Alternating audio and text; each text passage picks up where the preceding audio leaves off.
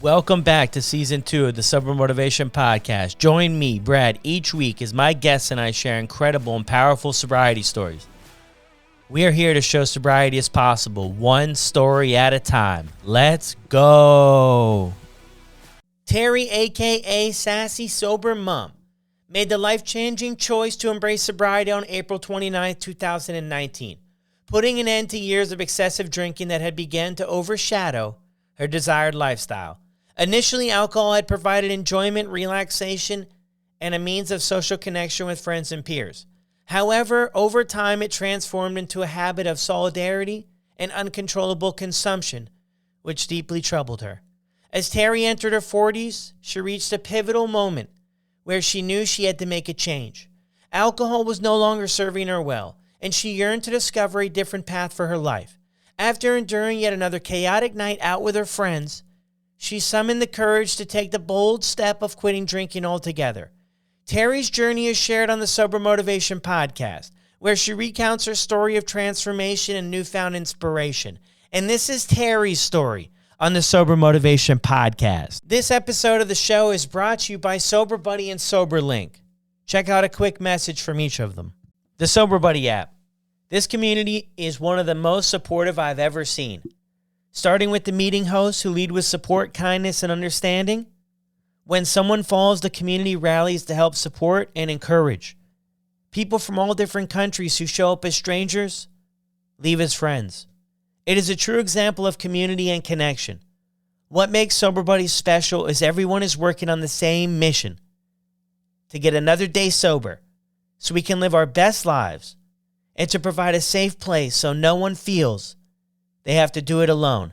Check out the app today or head over to yoursoberbuddy.com and come and join us for some of our live support groups. It's hard to find the motivation to get sober when you're in the trenches of addiction. It's easy to say I'll stop tomorrow or I'll cut back tonight. What's harder is putting action behind those words. That's why I've teamed up with SoberLink. SoberLink's remote alcohol monitoring system was specifically designed to help in your recovery, not just some breathalyzer you buy at the store. Small enough to fit in your pocket and discreet enough to use in public, SoberLink devices combine facial recognition, tamper detection, and real-time results so friends and family know instantly that you're sober and working towards your recovery goals. Visit soberlink.com/recover to sign up and receive $50 off your device. So grateful for the sponsors of the show and all the partners and everybody who is behind the scenes that make all this possible. If this is bringing some value to your life and it's helping you out on your journey, or you're really enjoying it, it would mean the world if you were in a position to donate a few dollars just to keep things going. Head over to buymeacoffee.com/sobermotivation to donate today, and I'll drop that link in the show notes. Now let's get to it. I wanted to jump in here really quick before we get into Teri's story and talk about the word moderation. Moderation is this new word I feel that's really come to the alcohol-free world or sober-curious world, is about moderating. And I had somebody last week reach out to me about what is the best way to get sober or cut back, a.k.a. moderation. When I think about this in my head, I would say most of us have tried to moderate for many years before we get to the point of understanding that we need to get sober. Like, we've tried not to drink too much on Sunday because we have to get back to work on Monday. We've told ourselves we're only having 2 or 3 and we end up having more. And I think moderation is definitely works for some people, but I also wonder how much energy, effort, and brain space is it taking up for you to be able to maintain this moderation, and could that be put to better use to improve your life or achieve goals that you've set out for yourself? Maybe something to think about if you're stuck in this place of a desire to moderate. Look into what actually alcohol is. I did a couple Google searches over the weekend because I was just interested to see how this would be answered. But how addictive is alcohol? On most of the lists that I found about the top 5 addictive substances, alcohol was definitely in the top 5 in all of them. And most of them, it was number 2 behind heroin. So if you're wondering why moderation is not working, maybe have a look into some of that stuff. Now let's get to the show. You're going to love this one. Welcome back to another episode of the Sober Motivation Podcast. Today we've got Teri with us.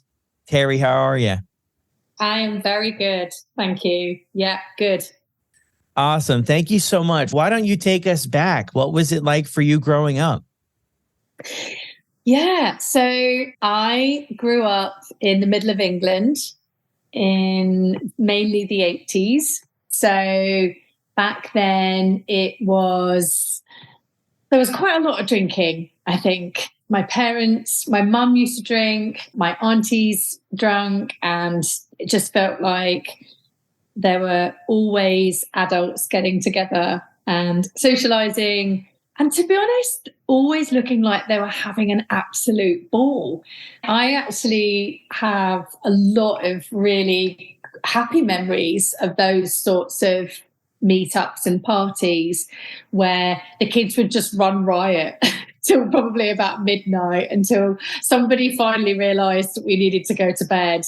And we'd be making dens and just, I don't know, sledging down the stairs, stealing packets of crisps. And the adults would just be having a great time, always lots of booze.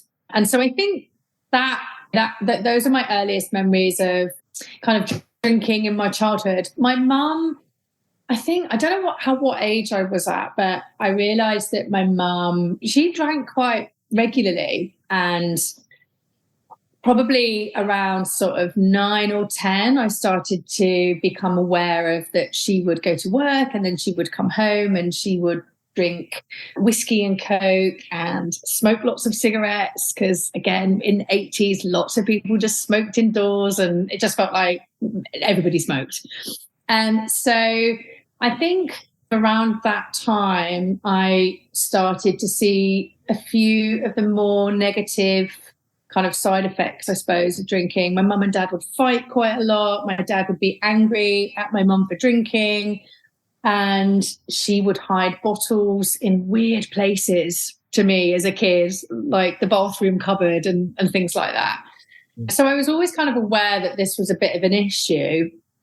And there'd be some fighting, some physical fighting as well. And like when I look back, it was always almost as if my mum was always looking for a fight. I think she was quite angry at the world. And so when I got to my teenage years, I started drinking at 14. I know this is very common. And I used to go down to the park with my friends and we would drink. And it was a weekend thing. And we literally, as soon as we started, it was every weekend. We would just be like, let's get our pocket money. Let's get the booze. Let's try and get someone to buy it. Let's have some cigarettes and let's just get drunk in the park. And at the same time, my relationship with my own mum started to become quite tense and frayed. I think that her drinking was starting to impact my life quite a bit. And I would find her increasingly quite embarrassing, saying stupid things in front of my friends, just trying to pull me down a bit. And yeah, I think that our relationship started to crack quite a lot during that time. And I think when I look back at my drinking, I just got a big escape when I was going down the park, and everybody was drinking in the same way. But I do wonder now, looking back, whether for me, I think even in those early days, there were times when I was aware that it was just switching things off. So I think from a childhood point of view, it was quite mixed. But one thing is that I just couldn't wait to be able to start drinking and just feel like I was grown up. And yeah. And so anyway, drinking in my teens was obviously the fun that goes with that is quite fun at the time. But I think even in my teenage years, there were moments where it got a bit edgy, and I made some decisions that I think I started even at that really young age. I think I felt shame around. And I think that for me, sadly, that was a pattern of behavior that continued all throughout my drinking life. I think whenever I drank alcohol in my 20s and my 30s, I only had one outcome, which was get drunk. Like I never learned how to have 2 glasses of wine with dinner and just be sophisticated, or at least that's what I thought sophistication was being able to just have a couple of glasses of wine and enjoy food. But that never happened for me. Whenever I went out, it was always, if I had 1 glass of wine, I would have 10. And whether that was out with friends, out after work, or at home on my own, maybe not 10 glasses of wine on my own, but certainly I'd be able to get through a bottle of wine without any real concern. As I got into my sort of 30s, and especially when I had kids and things, I was expecting my lifestyle to change quite dramatically. And I was very disappointed that it didn't. I was quite shocked that actually when I had kids, I was really excited to start drinking again. And I think there's a lot, especially, I can't speak for men, but certainly for women who have the whole pregnancy thing. And I don't know, I felt a lot of shame in that kind of drinking. Put the baby to bed, have some wine when the baby was down. It didn't feel great for me, but I did it anyway. And later on in my 30s, a kind of fairly significant relationship broke down for me. I'd had 2 young children. I became a single mum, and I'd had a couple of stints with sobriety before then. So I was aware of when you didn't drink, you felt better. But it was just so easy to keep justifying drinking because, of the reward, and I was on my own and I was lonely and I blah, blah, blah. And I wasn't drinking every night, and I was managing to, my version of moderation was, it's okay so long as I just have 1 bottle. When I think about that now, I find that absolutely madness, that 1 whole bottle of wine was my version of moderation, because that's a lot. That is a lot. But yeah, I think basically I went out on a night out with my girlfriends, and I was 41, so I just got into my 40s. I went out on a night out and I just drank too much, same old. And I woke up and I had that spontaneous sobriety moment where I just woke up and I thought, do you know what? I am so fed up. I just can't do this anymore. I hate myself. I hate what my life is becoming. I had a new partner. I was really happy. We were engaged, been married. I just had a lot of things that were going really well for me. And I just felt like alcohol was just dragging me down. And my partner doesn't drink very much. And so he's very take it or leave it drinker. And for the first time in my life, I had someone that just wasn't getting caned all the time, like I was so used to. And I think in terms of my previous relationships, I'd always chosen quite boozy or party partners. But this partner, who's now my husband, he just would have 1 beer and that would be enough. And I think that just secretly I started to become aware of it more. It really highlighted to me, like, why do I need a 3rd glass of wine? He's just got some orange squash. We're just watching telly. I was playing with those thoughts a little bit, and I was starting to feel a bit embarrassed, even though he wasn't saying anything. I don't think he really realised. He didn't really pay a lot of attention. I was very good at drinking when he wasn't around, because that drinking on your own is always the best kind of drinking because no one's judging you. But I think the thoughts were starting to become a bit more aggressive and a bit louder. And then I went on this night out. I got too drunk. I kind of blacked out. That was quite a common thing for me. And I woke up the next day and I was just a mess. I was physically and emotionally a mess, a wreck. And I just had this fleeting thought that if you don't do something about this, you are going to ruin your life. I just thought, I don't want to get to that point where I'm going to have the big rock bottom, or I'm going to do something stupid and just change my life forever in a bad way because of this stupid thing, alcohol. And I just woke up that day and I just thought, right, that's it. I'm never drinking again. That's it. It has to go. And it did. I mean, it's not really easy, obviously, but that's where that came from, that thought. Yeah, wow, that's incredible. And when was that?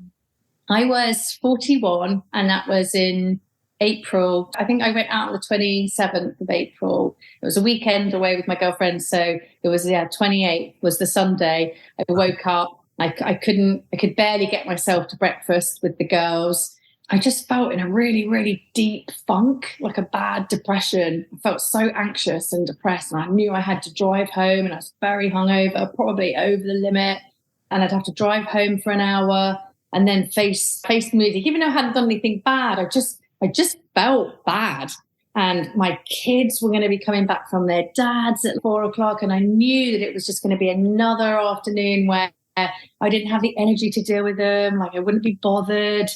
And I just hated all of that. I didn't want to live like that again anymore. I was so burnt out from it.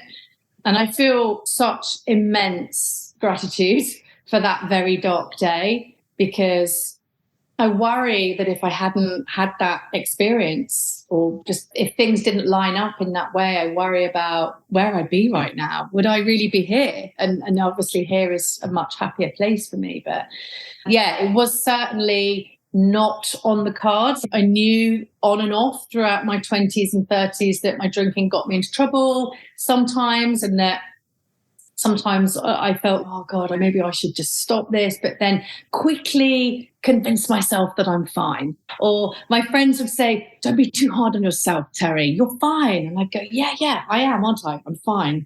And then, another 2 years would go by and something terrible would happen. And then you go around the Ferris wheel again, thinking maybe I should stop, But so I had a lot of those sorts of moments, I think, in the sort of couple of decades before I finally stopped. But I was definitely probably, without realizing, there was a sober curiosity. I think I had actually read The Unexpected Joy of Being Sober in the February of that year.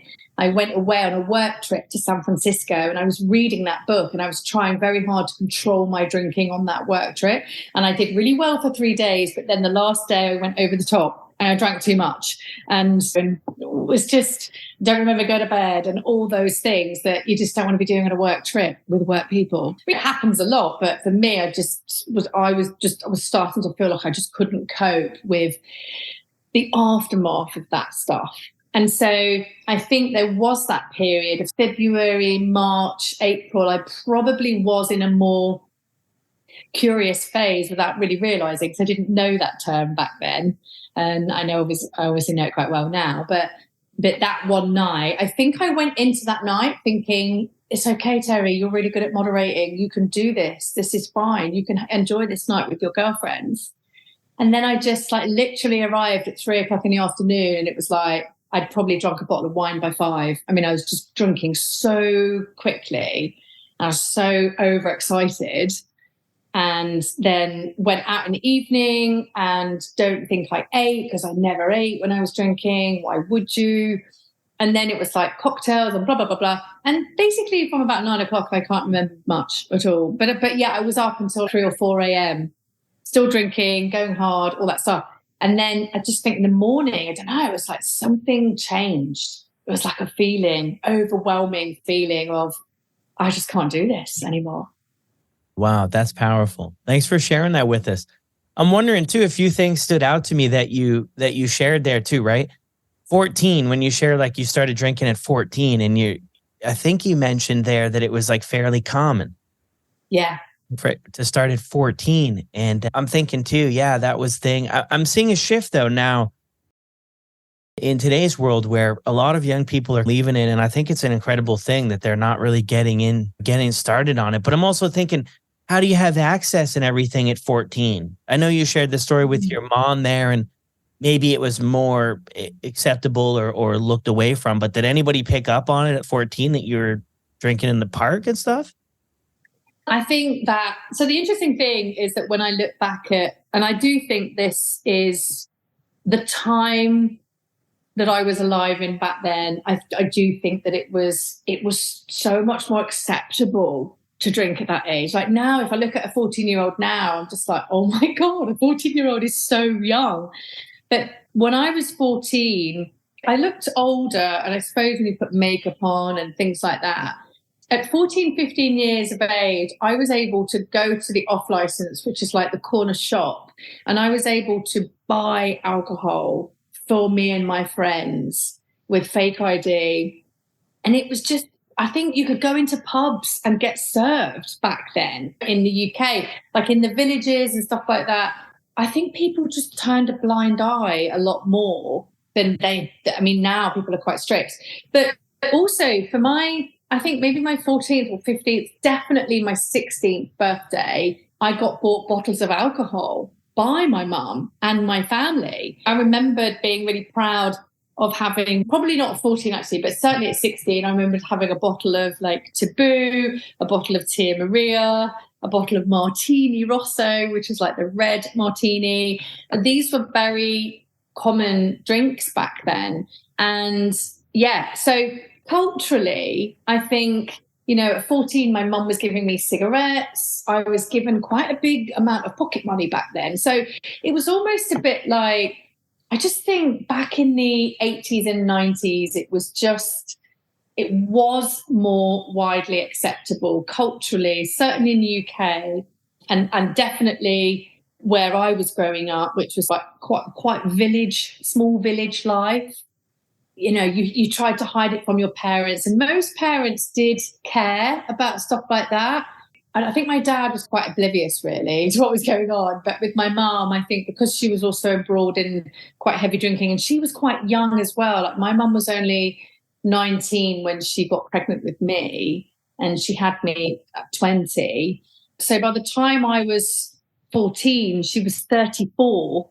So it was like 11 years younger than I am today. I mean, she was quite young. At 34, I was still going out and getting absolutely wrecked. I was going out at work and then partying all night with people at 34. And so she was that age. So I just think that there was an element of kind of, it just doesn't matter, which is quite sad, but I just think that's the way that it was. It just doesn't really, that's what kids do, and that's okay.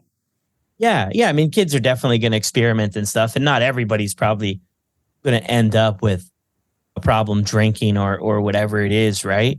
Down the road. I'm wondering too, that last day after you had the night out with your girlfriends there, did you have other mornings like that where the anxiety was so high and everything else throughout the 2 decades, I think it was that, or was that like the first time where you felt all that stuff? No, I definitely had a lot of times where I woke up and I had that anxiety. But I think so. Before I have definitely had many times where I felt the shame and the anxiety of, oh my God, what have I said? What have I done? That kind of panic, and texting friends, oh, what happened last night? Was I stupid? Was I this? Was I that? Just like constantly searching for information and validation that my behavior wasn't that bad. And whenever somebody said, oh, actually, you were a nightmare, and I was like always trying to turn that into something funny. I was like, but where is the funny bit of this? Come on, let's find the funny bit of this and let me just laugh this off. And So I didn't realize that I was suffering from anxiety like this. I'm not an anxious person, but I definitely, after drinking, suffered from bouts of anxiety the following morning.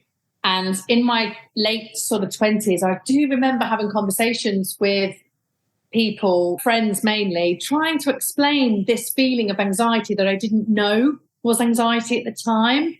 I think we've become a lot better in society at labeling things and understanding what different things mean. But back then, I didn't realize that overwhelming worry and fear and just concern over my behavior or what might happen next time and all that stuff. I didn't realize that was anxiety. And I remember some friends saying like, oh, hey, look, you're being so hard on yourself.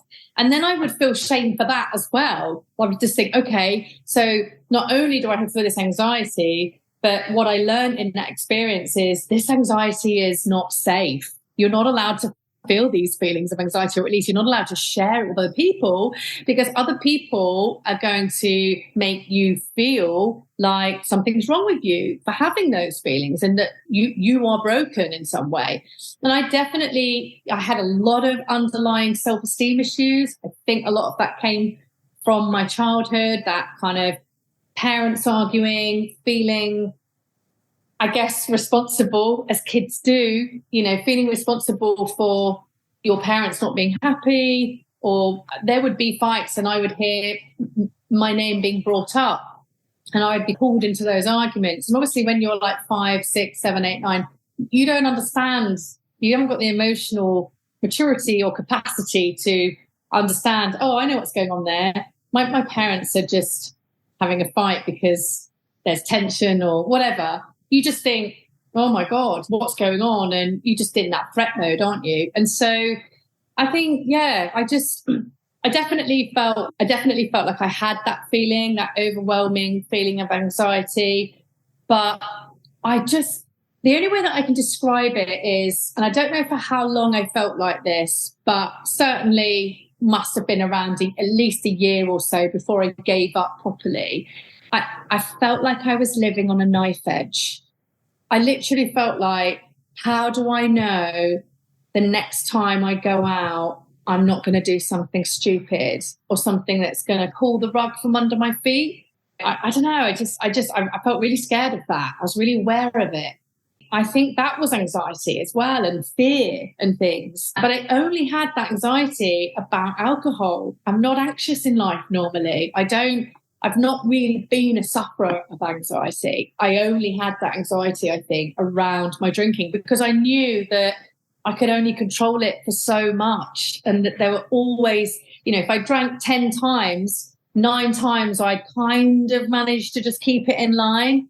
And the 10th time I'd be like veering off the motorway, going off the edge of a cliff. And I hated that. It's like that roulette feeling. Yeah. Of like, which time is it going to be this time? So yeah, it's horrible. Yeah, no, I hear you on that. Yeah, it just becomes that unmanageable part where you just, a lot of people share about it. They just didn't know what to expect. Like you said, 9 out of 10 times, things were okay. It wasn't a complete disaster. You were able to stay within the lines, but then that one time, and you never know when it's going to hit, but that one time, you really put yourself in a position where the consequences could be serious stuff, right? Especially since you mentioned with blacking out and stuff. I had a few experiences with that too.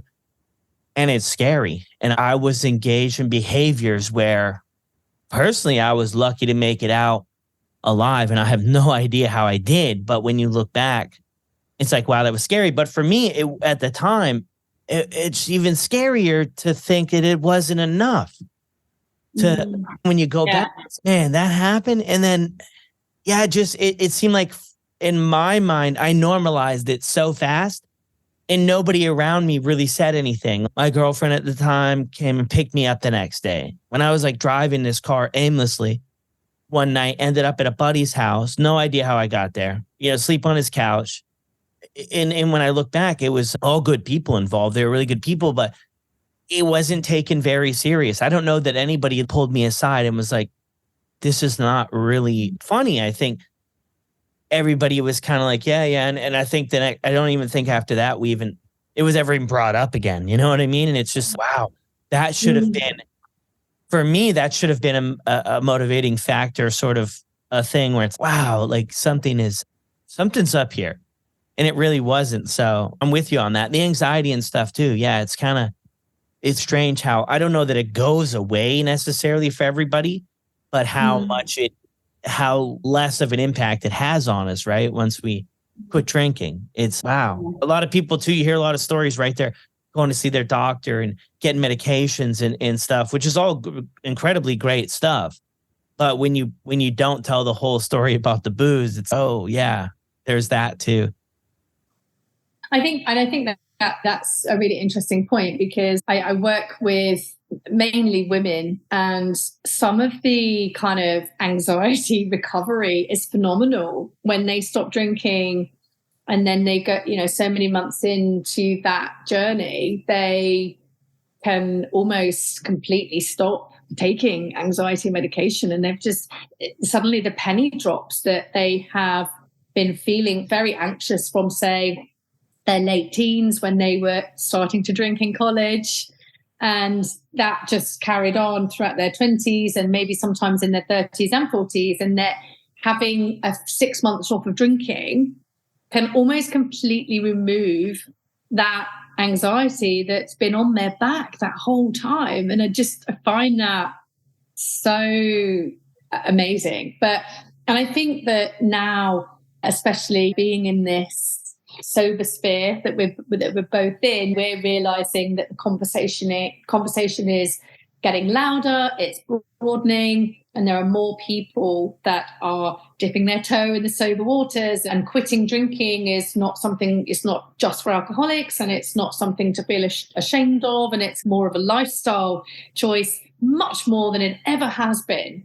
And I think that is so lovely, because people are actually changing their lives and having these huge transformations, just as I have. I feel like I had no idea when I woke up that morning and I felt these things, and I was under such a big cloud of shame, and I went home and I think I cried quite a bit to my fiance, and I was just like, I'm just so fed up. And he comforted me and was like, okay, we'll do what you want to do, what you think you need to do. And I just went into planning mode. This is what I'm going to do. I'm just going to stop. And, I was afraid, and I had all that, and I was nervous about what this meant for me, because for me, I drank for 27 years. Even at 41, I drank for a really long time, more than half my life.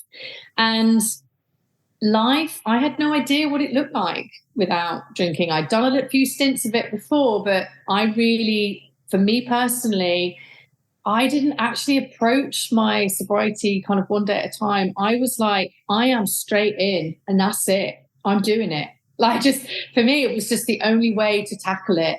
I am never drinking again. That is it. I'm done. I will do everything in my power to make sure I stay there. And everybody does it slightly differently, but that's what worked for me. And that was frightening, because I had to deal with those things like, this is forever. What does forever without alcohol look like? And that was really scary. But I just knew that I had to make that change. And I had no idea that I was going to get all this amazing stuff on top. And I just didn't realize. I didn't realize there was going to be all this other stuff that would come from me stopping drinking. So back then it was just like, felt like a really dark, shameful thing to have to do, to stop drinking, because I can't control it. And I'm the only one that feels like this. And I realized that's just not true. There's so many people that are struggling, probably even now listening to this, just thinking, God, yeah, maybe I should do the same thing. Yeah, so true. So true. It was 2019, right, that this all happened for you. Yeah. And I mean, I would say it was probably a little bit quieter on social media, at least, than people sharing their stuff. It probably wasn't as loud as it was now. So yeah, there's that feeling of, yeah, I'm the only one here struggling. Did you know any other sober people in your life? No, I was at the time, and up until a year ago, at the time, I was the only sober person, apart from my dad. To be fair, my dad never drank. But, but my dad, bless him, he lives hundreds of miles away, and we're very close, but I'm not in his life every day. And he was a non-drinker, so it wasn't like he drank and then stopped drinking. So he just never liked the taste of drink. But, I remember when I was growing up, like, he would get a hard time from all the family. Come on, have a whiskey. What's wrong with you? Have some fun, blah, blah, blah. But he always had to fend off the pressure. He would just be like, no, why would I drink? It's disgusting. But so he was a sort of like early adopter, I think, of the no drinking thing. But other than him, I didn't know all of my friends and my ex-partners and everybody that I surrounded myself with was a drinker. And so I was the only person that was stopping drinking. It was quite alien in my group. And I'm absolutely delighted because I a year ago today, actually, a very close friend of mine, she took inspiration from one of the posts that I posted, probably around me hitting 2 or 3 years sober. And she really wanted that life as well. And she stopped drinking a year ago today. And so she is my first proper sober friend, someone that I used to drink a lot with sometimes. And she's in that really glorious zone of celebrating 1 year sober today. So that's really nice. But other than her, no, it's just me. Yeah. Wow. Huge congrats to Teri's friend for 1 year Yes. today. That is so cool. I'm wondering too, though. Okay, so you have this night, right? And in the next day, you make this decision or this choice, or you start doing it. What are the first steps you take to make this real this time? Because you must have woken up many, many, many, many other times. I'm only guessing here, Teri. You woke up many, many other times, and you're like, today is the day, and I'm done. And then by 2 o'clock, 3 o'clock, 4 o'clock, we feel better. Did you have those days? A lot of those days? Where you're like, that's it, or no? I had definitely had many times where I'd be saying, "Oh God, I'm never drinking again." But you say that, but then 3 o'clock and you're having a drink. A couple of times before I'd said, right, that's it. I'm not drinking. The first time I stopped drinking for 8.5 months, but that was because I got into trouble in a relationship, and I felt a lot of external pressure to stop drinking. And so I went into it. I gave it my best go. I did 8.5 months, but I didn't do any work in inverted commas. I just put the drink down and just tried to live my life. And so I realize now that you only get so far when you do that. And that's what happened to me. One day I was at a barbecue and someone said, "Oh, come on, you deserve a drink now. You've done 8.5 months. You've proved that you can stop. Just have one." And I just literally just looked at it and went, "Yeah, cool. Let's go."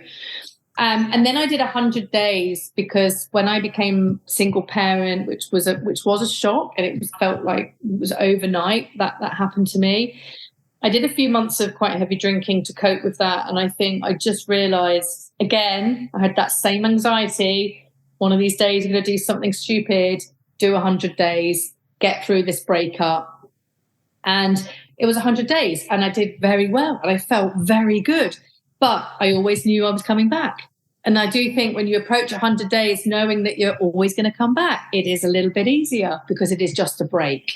It is not the work to get emotionally sober, for example, and make that long term.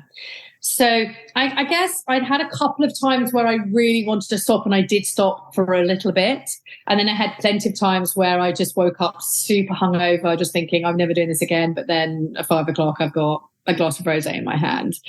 But this time, something changed. It's like something clicked inside. I had a deep knowing I wasn't going to drink again. I just knew that was it. I just thought, this is my time. This is my moment. If I don't do this now, it could be too late for me. And I think whatever the combination that happened that day, it unlocked that acceptance for me that I would never moderate. And I think once I was able to accept that I can't moderate, I just thought, oh, okay, give in. Let's get sober. Let's just do it. Let's do it. And in true Teri style, let's go like 150 miles an hour into it, all singing, all dancing, bells on the fingers and toes. Let's hyper focus and give all the enthusiasm. And that's what I do. I do that with everything I feel passionate about in life. So the first thing I did was I bought the Easy Way for Women to Stop Drinking by Alan Carr. Yeah. Like I said, I had already read The Unexpected Joy of Being Sober, but the first book that I bought, and I don't know why I bought that book, but it changed my life, that book. It changed my life. And I know everyone has their books and for different reasons. And I don't think any book is the perfect book, but I do think the way that you open up yourself to take on information, and even if something annoys you about a book, just move past it. Don't let that be a reason to not absorb the good stuff in the book. So, sometimes I felt like that book got a bit repetitive, and sometimes there is like criticism from people that I tried to share that with. And I say, yeah, okay, fine. Just move past that. Just don't worry about it. Just get past it, because there are a few messages in that book that really, really opened up my world. And one of them was around the desire for alcohol and not using willpower, which is what I had used before. And I thought you had to use willpower to stop drinking. And I think reading that book, it just opened my mind to the fact that actually willpower will only get you so far. What you need to do is undo the desire to drink. You need to challenge your beliefs around what you think you're getting, because you're not getting anything. You just think you're getting something. And it was that whole conversation that started to happen for me on almost like day 2. I downloaded the I Am Sober app so that I could count my days. I got some vitamins. I bought the Alan Carr book. I opened up this obscure app on my phone called Podcasts, which I'd never listened to a podcast before in my life. I had no idea. My fiance was listening to podcasts, and he was always talking about them. And I was like, yeah. Sounds great, whatever. And then I just typed in sober, I think, or something. And then bang, all this free information was just there. And I basically I gorged podcasts. I listened to 1 or 2 podcasts every single day for months and months and months. And I became a little bit, I guess, laser focused is kind of how I approached it. Yeah, no, I love that. I mean, you took action on it, right? I think that's so important for a lot of people, because you have those mornings or whatever it is, you have those times where you have a little bit more clarity and you see, hey, like the writing's on the wall. This is a bigger problem than maybe I realized. And then for you followed through with some stuff this time. You took some action on stuff. And some people might just do one thing or 2 things and say, oh, it didn't work. Back at it, and just give honestly a half-ass effort for stuff and just expect that things to just change right away. So I mean, that's incredible that you moved on doing some things, right? If you're going to make this real, you got to gather some information. Yeah, I'm wondering the $1 million question here, Teri. So for you to get to that point, you mentioned 27 years of drinking.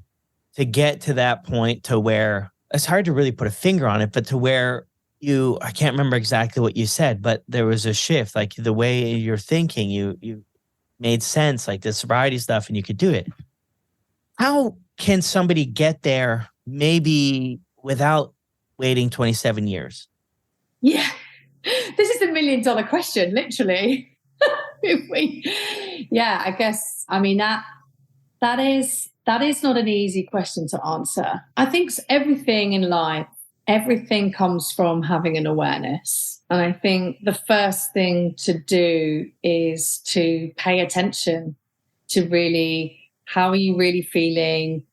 Forget all the narrative about how fun and brilliant alcohol is. How do you really feel? And how is it impacting your life? And how are you in your day to day? Are you feeling optimal or suboptimal? And just things like that. So I think awareness is everything, because without the awareness of what the truth is, what the real role that alcohol is playing in your life, you just carry on blindly and in denial, and just, you're not able to do anything that you're not aware of. You can't change anything that you're not aware of. So I think that being open to the possibility that you could live a different and a better life without drinking, as scary as that might seem, I often tell clients to put a lot of their fears in a box on the shelf, because if you literally try to attack everything, you won't start. You won't get going. I say the same thing as well that you mentioned there. Action builds motivation. It's not the other way around. So people think that they need to wait until they're motivated, but they'll be waiting forever. And actually, by taking some action, you can take action before you stopped drinking. In fact, the Alan Carr books, and I think books like This Naked Mind and stuff like that, they're all designed to be read when you're still drinking. Yeah. And I have definitely had people that have been following my journey on Instagram that have said to me in private messages, I wasn't even looking at stopping drinking. And I just somehow stumbled on your page, and a couple of things you said really resonated with me. I realized I was drinking like that. And now I'm 6 weeks sober and I feel amazing. And it wasn't even on my radar. So I think that it's a challenging, because I know that there are people that probably really want to stop drinking, but for some reason they hold themselves back from that. And I think people also perhaps don't realize that they are holding themselves back. And again, it's that awareness piece. It's about, you have to take the beer goggles off and be very honest with the situation and think about what you really want and whether you're prepared to do what it takes to give living an alcohol-free life an opportunity. And I think that, you have to just take action on that. For me, I felt like on that morning, I felt really scared about not drinking again. I didn't just wake up and be like, right, let's go. I was really sad. Do you know what I mean? I was really sad. I grieved. I did all the things that all the people do that I work with now. I went through all the phases. But the pain of quitting drinking wasn't as big as the pain of carrying on. And that was the shift for me. I think I'm very good at cultivating belief, self-belief that I can do and achieve a thing. Even if I don't know how to do it, doesn't matter. I'll find the tools. And that's what happened to me when I got sober. After I'd made that decision, instinctively, I knew that I needed to write up a plan. And I did. I wrote up a plan for myself, which was kind of like reading and books and download the app and go walking, start the couch to 5K running thing. And I just had all these things and I just poured myself into it. So in summary, awareness is your best friend. And that's not just with alcohol, that's with everything. If you want to change something that doesn't feel like it's going right for you, be aware of it first, pay attention to it, challenge your thinking around it. Is there any books or any things that you could do that could help build the case of the other option? Can you take those actions and just go with it? Can you be open-minded? Can you have the self-belief? Yeah, wow, I like that. Those are some great tools for somebody for getting started. So thank you. Yeah, because you always wonder, right? A lot is some people think the rock bottom, you got to hit some sort of rock bottom, whatever that looks like.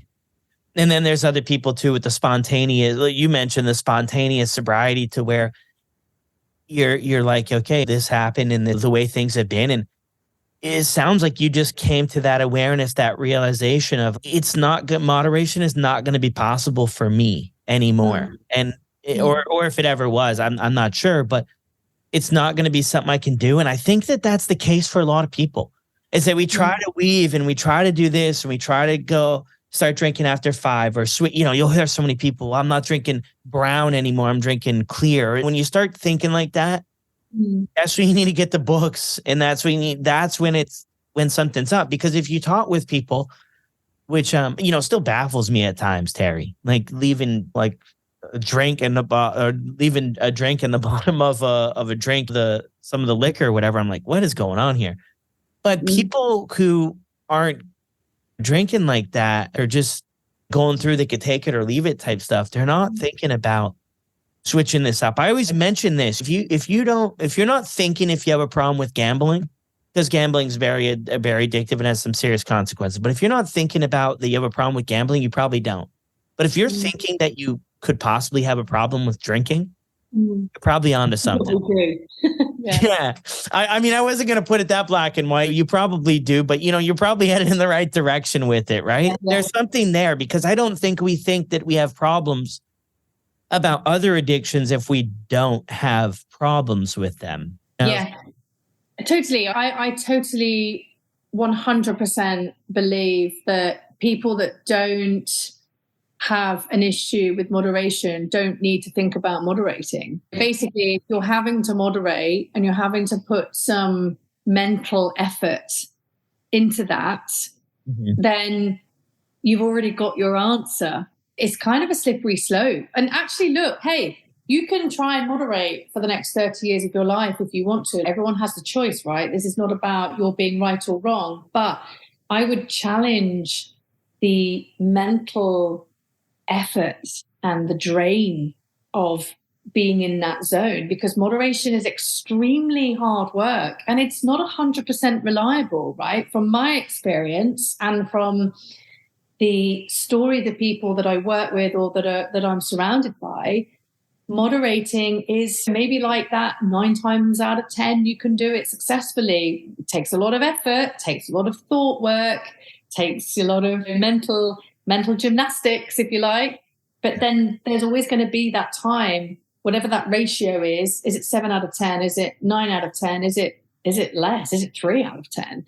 That actually you're going to slip up and you're not, at the end of the day, we all kind of in this world that we're in, we know that alcohol shuts down parts of the brain the more that you have, particularly in a particular session. And if you're having 3 or 4 or 5 wines, your prefrontal cortex is going slowly offline. And that's the thing that's making the good decisions. And so all of your moderation will just go out of the window, and you physically can't help that, because unless you stick to a certain amount that's for you, your brain can cope with, you're always going to end up pressing that effort button so many times out of that 10, because you're just going to drink a bit too much or a bit too quickly, and then all of that reason is going to go out the window. So not only have you got all of the mental obsession and energy and effort that you have to put into moderating, you've then got all of the recovery and the same kind of mental, the anxiety and all of that stuff as well, that like in that kind of like recovery restore phase. And then you're just then starting to focus on that next time again later in the week. And it's constant. And I think one of the biggest things that I really remember when I stopped drinking, there were 2 things that really stood out to me. And one of those things was, oh my God, I have so much time. Suddenly I've just got all this time, because I spent so much of my time drinking, like 4 nights out of 7, every week I was drinking wine, sometimes 5 nights, but certainly 4 nights. So not drinking meant that I had all this extra free time. Now, at first I didn't know how to fill that free time. So it was just like, oh my God, where has this time come from? But now I've fill it and then some, and I always feel like I've got no more time. But so that was the first thing, yeah. But fill it with good stuff, right? But that was the first thing. And the second thing I noticed was that the mental chatter just disappeared, and just that whole conversation around what are you drinking, when are you drinking, how much are you going to not drink, blah, blah, blah, which was filling my head most nights, that was gone as well. So I had all this free time, and then I had this clearer mind. And that was like, wow, it's mind-blowing that you can give that to yourself. And again, I wasn't aware that I was going to have that. That was like a really positive side effect of just not drinking, which is like getting my life back, getting more time to do things, and not having the constant chatter preoccupying my head space, because I wasn't thinking or worrying about or recovering from drinking. Yeah. Wow. Yeah. The time thing is, you hear that so much. I mean, yeah, you really realize. And I love all the stuff you brought there before about moderation. I'm just wondering too, as we wrap up here, if someone is struggling to get or stay sober, yeah, what would you share with them? I would just say life is short. And I know we say that a lot and we don't really think about it.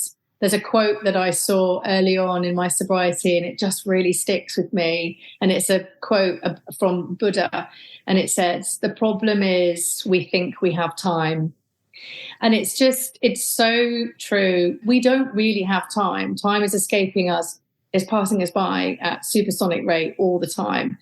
and we don't know how long we have left and all of that stuff. And I just think that when you're in that pattern of getting up and drinking and just doing what you've always done, you are cheating yourself of really experiencing true joy and life without needing to escape yourself.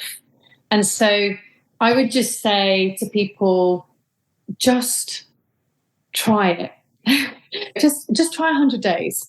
Just try 100 days. 100 days seems like a lot in your lifespan. Hopefully it's nothing. Just try it. The other thing I would just say as well is, the thing that really helped me are all the things that I think we always repeat on these sorts of shows. And I know I do it on my own show a lot as well, but invest in yourself, read the books, listen to the podcasts, do the journaling, do the things. There is so much information out there now. And so much of that is free information as well. So these podcasts, free information, just do what you can to build up your knowledge, and you will not believe how much you can change your life and transform yourself and your relationship with yourself. Yeah, wow, those are incredible. I also like too, where you mentioned further back there, right? If you're struggling and you're still drinking, start plugging into this stuff. Listen to the shows, read the books. Like you don't need to be committed to being sober before you start to take in the information. I think that we often take in a lot of information before we ever go to decide something. It's like on a lot different, smaller scale, it's like shopping for an appliance. If you go for an appliance, you've already done your research. You've already checked out the YouTube videos and seen this stuff. You don't just necessarily all the time spend $3,000 just on a whim walking around Home Depot. You've usually done a little bit of research. If you buy a vehicle, you're going to do some research and check it out and make sure that's a good choice and you're getting a good price. Do the same thing for sobriety or for recovery or for alcohol free or for whatever it looks like for you. If you're struggling, do a little bit of research. I know it feels a little weird because you're like, well, I'm doing a complete opposite of everything, but just start to take stuff in, plant the seed, right? Absolutely. And I would just say on that note, that final note, give yourself permission to put yourself first. I think as drinkers, we are people pleasers a lot of the time, or that's just been our identity, being the fun, jokey one, or being the big drinker. And we're afraid to step out of that and find who we really are or do what we really want. We just think we have to do things because we've either always done them or to make other people happy. But give yourself permission to try something different and to change. You don't have to be the same person all your life. Now is a better time or is a good a time as any to go for it. And action creates motivation. So like you just said, take the action first and let the motivation follow. Yeah. Teri, is that a guarantee that I'll be motivated if I start taking action? Good question. I think that for me, when I take action, it definitely cultivates motivation. So I do think that it's that atomic habits thing, isn't it? I'm not sure if you've read that book, but if you do the thing and you do it consistently, or especially when you can't be bothered to do it, just by doing it, you just create that pattern and that habit. And with that does come more motivation. Yeah. And it's certainly a more reliable way of going into it than just waiting for the motivation, because that is quite often not going to result in any positive change, because people will wait forever for the right time. Yeah, beautiful. I love that. Where can people find you if they want to check out everything that you've got going on? I know you're working on a lot of stuff. Yeah, so I'm on Instagram at Sassy Sober Mum. I have a podcast as well, so you can search Sassy Sober Mum or Sober Stories from Everyday People. And I also have a website, which is sassysobermum.com. And on there you can find links to the podcast and my Thrive online, at the moment, women's only group membership and coaching services. So, yeah. It's all there. Thank you. So you have two podcasts?